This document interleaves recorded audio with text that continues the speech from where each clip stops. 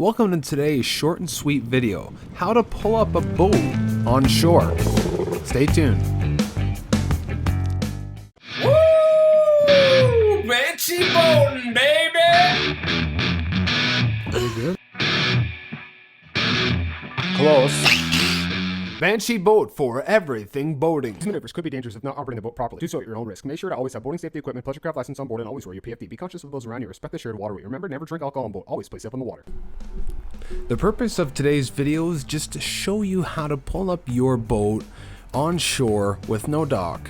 This may be a daunting task for some, but we're going to show you the easy ways and give you a few awesome tips.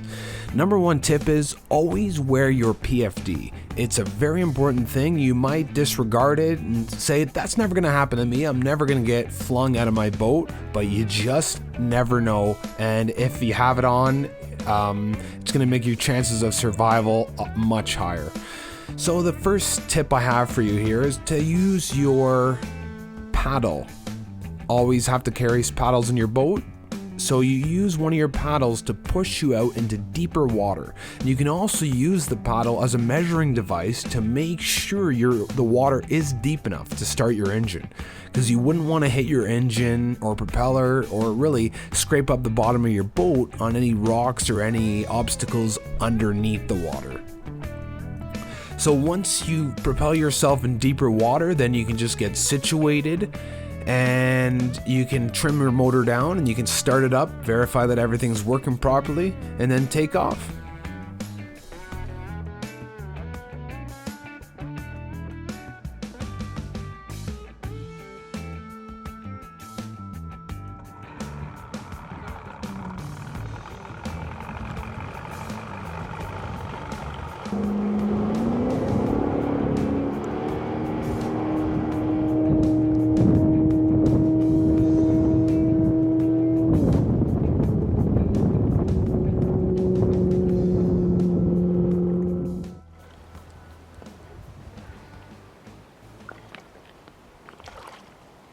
Here's another great example. I'm on the side of the boat. I'll push it in to deeper water and hop in it.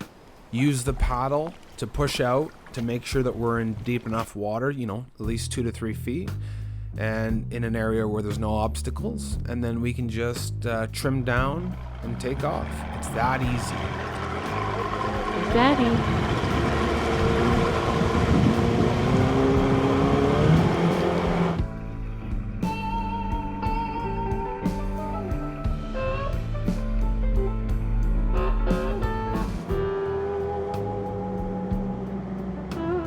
When you're ready to approach the shore, slow down and leave plenty of time to make any judgment calls you need to, because you never know if there's anything underneath the water, and you just want to slow down and have everything, have enough time to make any decisions you need to make. When you're coming in ashore, take the pattern of the waves into consideration. You could use this to your advantage and just trim up, shut the motor off, and gently float right into your spot.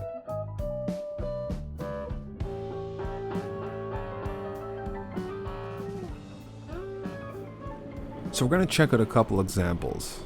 In this first one, Emily comes off the lake and she picks her spot where she wants to bring the boat to shore. She makes a judgment call how far the shore away is and adjusts her speed accordingly.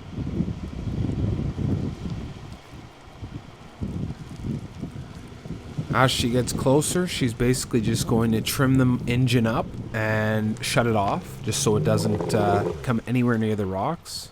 And the momentum's just going to gently bring the boat right into shore.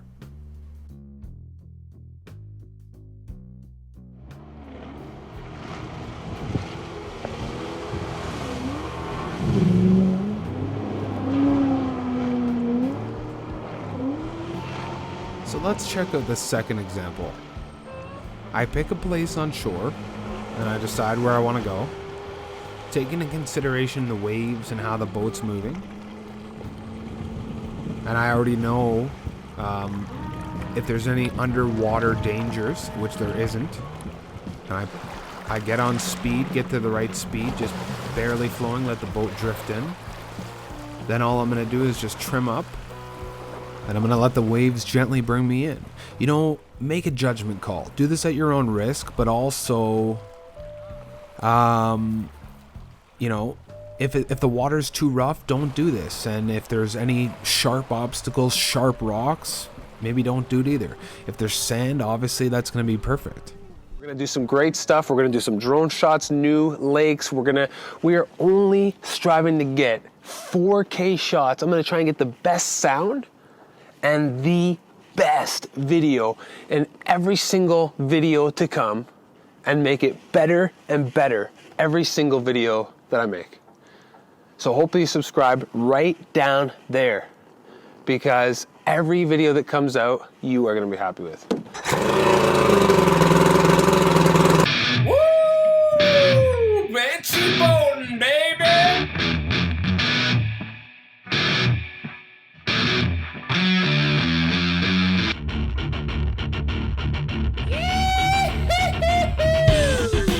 Check out one of these other fantastic videos. You won't be disappointed.